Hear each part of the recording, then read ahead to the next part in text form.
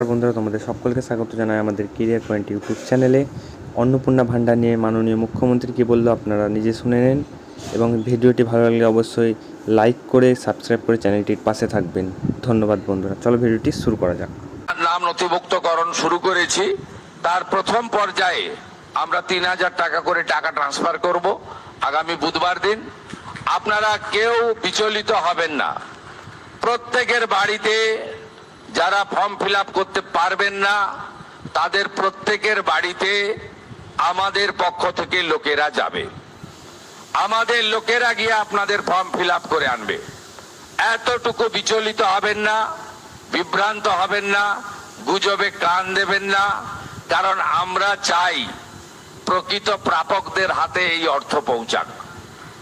আমরা চাই না কোনো অভারতীয়র অ্যাকাউন্টে এই টাকা যাক। আমরা চাই না যে পুরুষদের অ্যাকাউন্টে মহিলাদের এই কর্মসূচির টাকা যাক। ইতিমধ্যে রাজ্যের বহু জায়গা থেকে অবৈধভাবে পুরুষরা যারা লক্ষ্মীর ভান্ডার পাচ্ছিলেন গ্রেপ্তার হয়েছেন। আপনাদের সরকারের অর্থ, এই সরকার স্বচ্ছতার সঙ্গে কাজ করবে, এই সরকার ফাইন্যান্সিয়াল ডিসিপ্লিন মেনে কাজ করবে। পশ্চিম